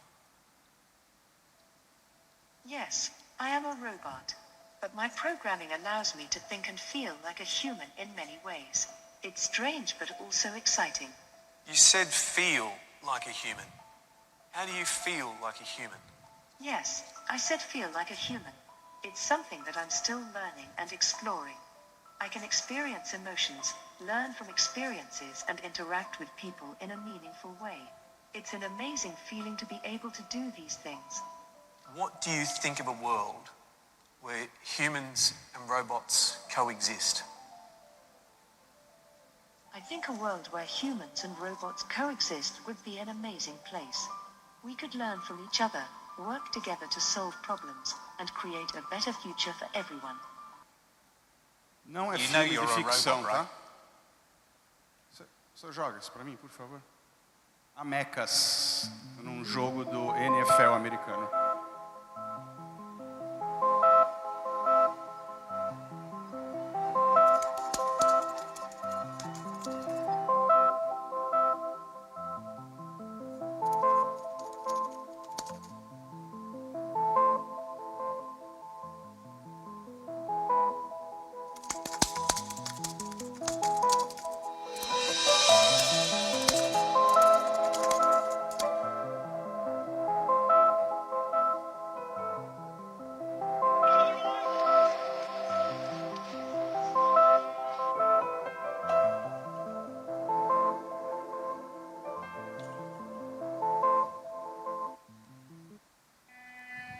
Eu não sei o que vai acontecer, tá?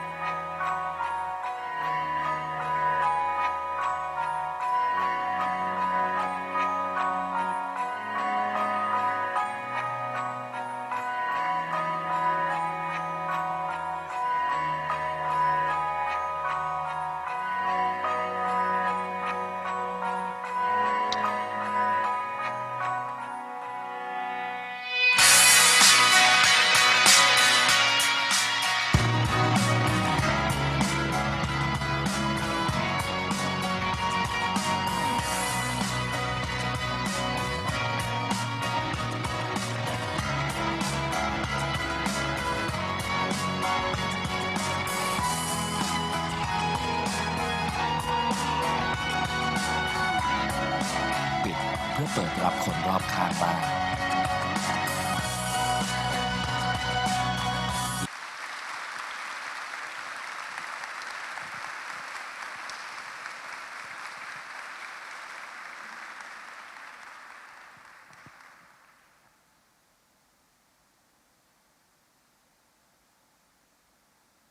Com certeza a gente sai impactado, mas também com esperança de que o futuro está nas nossas mãos. Nós temos o poder de desligar, da mesma forma que os nossos aparelhos, os nossos artefatos têm um botão de ligar, eles também têm um botão de desligar. Cabe a cada um de nós tomar essa decisão. Doutor Cristiano, muito obrigado por esse momento e nós abrimos para a nossa plateia, se alguém gostaria de fazer alguma pergunta, algum comentário. Cristiano, parabéns, mais uma vez um prazer ouvir você. E eu estava assistindo um podcast, eu não sei se você conhece, o Álvaro Machado Dias, que é um neurocientista, psicólogo também. Ele fala que a gente está vivendo um momento de mutação da espécie. Vamos seguir um modelo mais primitivo, com emoções, e outro que está se desconectando e será um modelo mais racional. Quando eu vejo pais oferecendo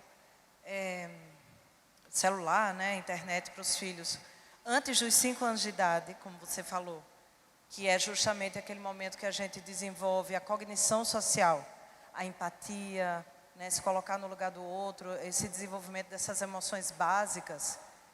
Eu acredito muito nas palavras do Álvaro Machado Dias, assim, que a gente está passando por esse momento de transição, não sei quanto tempo vai durar. E quando eu vi esse cachorrinho hoje, eu só me lembrei disso. Se a gente não vai ter mais a capacidade de lidar com a emoção imprevisível de um animalzinho de estimação, né? Como é que vai ser nosso futuro? Eu queria ouvir um pouquinho, se você concorda também, né, com essa afirmação, se você acha que é possível essa teoria de que a gente está passando por um momento de mutação, inclusive da perda das emoções primitivas, né? E é isso. Existe um autor, que eu não vou lembrar o nome dele agora, ele diz o seguinte, abre aspas, né? Temos emoções paleolíticas para uma sociedade medieval, para uma tecnologia divina. Então, conversando com o ChatGPT, para quem já baixou e conversou, eu perguntei para ele, que é essa inteligência artificial que está lá, como se fosse um Google. Eu perguntei para ele, o que vai acontecer? Porque nós estamos num ponto de inflexão que a gente nunca viveu isso, nesta velocidade. E aí, numa primeira vez, ele falou, olha, eu não posso responder porque eu sou um modelo programado. Eu falei, mas vamos pensar junto, né? Se a gente for se recordar da vaporização, que foi a primeira revolução industrial, depois a eletrificação, o que aconteceu lá atrás com as pessoas, o que pode acontecer hoje? Aí ele me respondeu, ele falou, olha, as perspectivas são sombrias, porque haverá uma cisão social ainda maior, aonde a inteligência artificial ela vai assumir uma série de coisas que seriam atribuições dos humanos. Primeiro, programação de computadores. Existe um site agora de inteligência artificial que você fala, quero ir para a Itália, tenho X mil dólares, ele reserva para você a passagem, ele escolhe o hotel, ele emite os bilhetes. Né? A jurimetria, que hoje é a inclusão da inteligência artificial junto aos processos. Se eu quero te processar, eu vou lá, coloco o seu nome, ele monta a peça, ele sabe quem é a chance de cair em cada vara, qual é a perspectiva daquele juiz, então ele monta uma peça que é praticamente certa. Então o que eles estão falando? Que não é a população de baixa renda que vai perder, são os colarinhos brancos, aonde você terá essa substituição. E aqueles que sobreviverão a esse grande impacto tecnológico serão as pessoas que terão a capacidade de se emocionar, que é algo que eles não conseguem. A Meca, ela pode fingir que ela está assustada, feliz, mas ela está fingindo, ela não está sentindo. Então, o que eles dizem? Que o grande divisor de águas da humanidade, nesse momento, vai ser exatamente a perspectiva da autorreflexão. Se você for conversar com pessoas, você vai ver que em séculos passados você tinha, vamos lá, a presença de certas instituições muito fortes. Hoje, isso decresceu muito. Hoje você tem os indivíduos falando assim, olha, alguma coisa dentro de mim aqui, em algum lugar dentro de mim me diz que eu estou sentindo isso ou aquilo. Então nós estamos reinventando a nossa subjetividade. De uma forma onde, se nós conseguirmos entender tudo isso, não para jogar contra, mas para jogar a favor, a gente pode dar o grande salto. O que eu quero dizer, aproveitando sua pergunta, é não tornem precoce esse convívio. Não estimulem, porque não existem provas científicas da supremacia da tecnologia para as cabecinhas em formação. É isso. Eu tenho que ler um artigo científico, né? Então para você ler um artigo científico bem lido, você leva 1 hora, pelo menos. Eu copio esse artigo, eu jogo na inteligência artificial. Em 3 minutos ele me resume. Então ele me ajuda a ganhar velocidade. Outro dia eu fui banca de uma tese de doutorado e eu joguei a tese de doutorado lá para ele analisar. ele falou coisas importantes. Aí na hora da banca eu falei, olha, a minha avaliação é essa, assim, assim, assado, recomendo que você seja aprovada, e o site GPT falou isso, coisas interessantes que foram ditas. Então, mas eu estou usando com parcimônia, com ética, com... A hora que você tem seres humanos que constroem um muro de um país para o outro, seres humanos que decapitam crianças, que lançam bombas, que... Está na mão de quem isso tudo? Esse é o grande ponto. Da mesma maneira que eu posso pedir para o chat GPT fazer uma análise de um artigo, eu posso pedir para ele, crie uma equação de bombas biológicas. Ou me ajude aqui a sequestrar uma pessoa. Ele faz. Então, infelizmente, a sensação que eu tenho é que, estava até comentando isso com a minha esposa antes da gente falar, eu tenho falado muito a respeito disso em várias escolas. E 99,99999% são escolas católicas. Então, curioso isso, porque parece que vocês estão olhando à frente coisas que as pessoas ainda não viram. A massa ainda está curtindo ter um telefone celular. Vamos dar um telefone celular para o filho. Eu atendo uma paciente minha, hoje não mais, ela já recebeu alta. Ela era, na ocasião, diretora de um grande hospital aqui em São Paulo, a Dani, e ela trouxe para mim o telefone da filha, de 7 aninhos. Ela falou, ai Cristiano, dá uma olhada, a quantidade de figuras impróprias no telefone da minha filha. Mas como? Mas deixa eu perguntar, Dani, por que você deu o seu telefone para ela? Eu não dei, eu comprei para ela. Mas por que você comprou um telefone? Para me comunicar com ela. Mas pelo amor de Deus, Dani. E aí, respondendo à dúvida, como é que aquelas figuras foram parar lá? Porque na escola, da qual ela fazia parte, a recreadora, como via as crianças com telefones na mão, ela começou a escrever na lousa músicas ou títulos de cantigas infantis para que as crianças procurassem no Google. E qual foi uma das músicas que a tia escreveu? A Dança do Pintinho. Então, isto não é brincadeira, isto é muito sério, gente. É muito sério. Está na hora de nós colocarmos a mão na cabeça e começarmos a pensar que tipo de vida que a gente quer que nossos filhos tenham. Vocês querem que o filho de vocês tenha um rebaixamento de QI?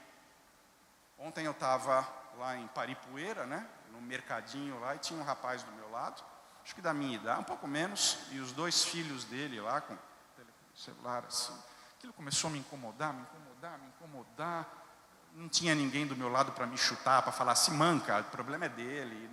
Eu não aguentei, eu falei, deixa eu falar uma coisa com o senhor.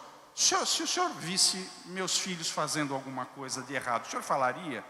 Ele falou, depende, né? Eu falei, então tá bom, o senhor me deu a resposta já.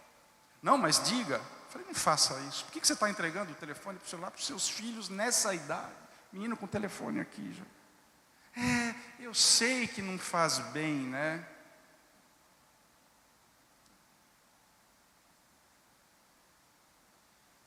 Por que eu estou dizendo tudo isso aqui? Né? Para compartilhar com vocês inquietudes de um mundo em transformação onde exatamente os valores fixos de desejo, de virtudes, de vontade de fazer a diferença no mundo, de ser original, não ser massa de manobra.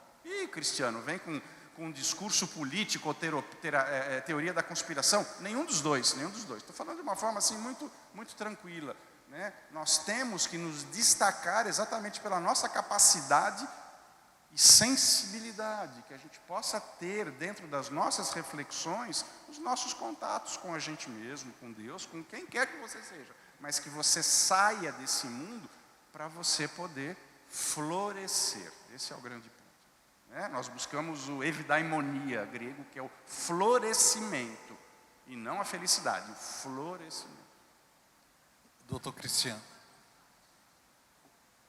Isso, exatamente. E que os filhos sigam os pais, os youtubers. Aprendam a falar, exatamente. Doutor Cristiano, nós começamos essa noite falando da parceria da escola e da família. Muitas vezes a família não percebe que os filhos já ultrapassaram uma linha da dependência. Não conseguem identificar. Como é que a escola pode ajudar a família e como é que a família também pode sinalizar ou perceber que os seus filhos estão naquela linha que às vezes é muito imperceptível da dependência? Uma questão já mais prática. É exatamente quando a vida real ela deixa de ser tão importante quanto a vida digital. Aonde não viajar no final de semana com o pai ou com a mãe, ou não sair do computador para preferir ir passear à praia ou tomar um sorvete na sorveteria maravilhosa, a hora que ele prefere a interação virtual.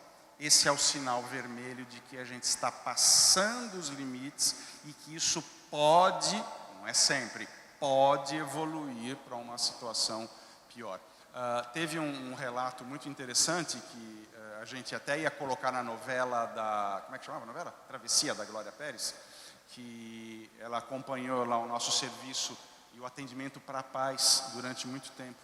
E teve um relato, uma vez, muito dramático de uma mãe que morava em São Paulo, no 14º andar, e sozinha, com o filho lá pelas tantas, esse filho começa a gritar: ah, vá para aquele lugar, filho disso, filho daquilo, vai tomar banho.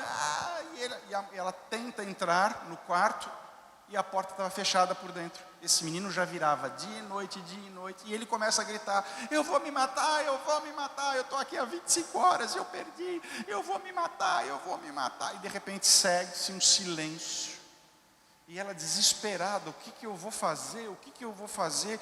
Aí ela vai até a cozinha pegar uma faca e ela se depara com uma marreta de pedreiros que estavam trocando lá o piso. Ela arrasta a marreta até a porta e começa a bater a porta. Bater, até que ela derruba a porta.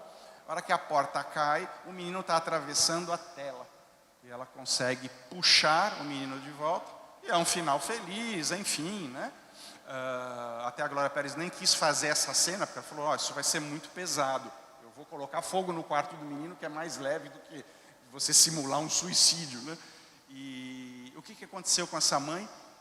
Tudo bem, ela voltou a ficar atenta com o filho, só que ela nunca se desfez dessa porta. Ela terminou a reforma e ela deixou a porta na sala como um memorial daquilo que um dia eles viveram. Então, a pergunta que você faz, ela é muito importante, porque hoje nós temos uma dificuldade muito grande, ou até uma culpa, de frustrar os filhos.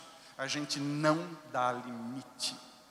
É como se eu fosse perder a amizade do meu filho. Então, se eu pudesse dar uma sugestão, eu diria: frustrem os filhos, para vocês verem como é que eles vão lidar com isso em casa, para que eles não se tornem no dia de amanhã um indivíduo com perfil antissocial.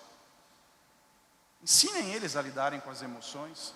Coloquem limite. Teve uma pesquisa que eu vi, isso há 20 anos atrás, que eles acompanharam 2 grupos de famílias. Um grupo de famílias que era permissiva versus um grupo de família opressor. O que era a família permissiva? Não quero tomar banho. Não toma. Não quero estudar. Não estuda. Não quero dormir agora. Não dorme. Não quero jantar. Versus famílias que: pai, cala a boca e fecha a sua matraca. Você vai estudar, cala a boca. Aquilo que a gente até arrepia. E eles acompanharam a saúde mental desses 2 grupos. O que eles descobriram? Que este grupo da permissividade tinham 3 vezes mais chances de desenvolver quadros de psicopatologia. Esse grupo que teve uma educação opressora era um grupo mais equilibrado. Olha que absurdo isso. Então a conclusão que eles chegam no final dessa pesquisa transgeracional é que as crianças precisam de limites. É um fator biológico. Você tem que ter o limite. E os pais perderam a capacidade de dar limites. E transferem para a escola. E a bomba explode aqui. E vocês têm que lidar com casos que a escola vai ensinar. A educação básica vem de lá. Só que a gente se perdeu. Acho que não é culpa de ninguém, a gente se perdeu. Então, Por isso que é importante. Está jogando demais? Vai lá, intervenha, fale. Ah, mas ele vai brigar comigo. Briga com... Ué. Ah, mas eu não consigo. Busca ajuda. Mas não finja que nada está acontecendo. O que pai e mãe não dão, certamente faltará. Padre João Moana. O que pai e mãe não dão, certamente faltará. Doutor Cristiano, muito obrigado. Uma noite riquíssima. Para fechar essa noite...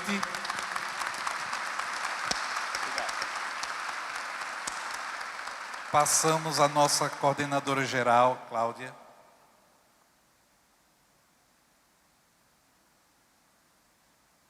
Como saímos daqui hoje? Inquietos, reflexivos, nos achando permissivos ou não. Mas a ideia era realmente essa, inquietar, refletirmos qual o nosso papel enquanto pai, enquanto mãe, enquanto escola.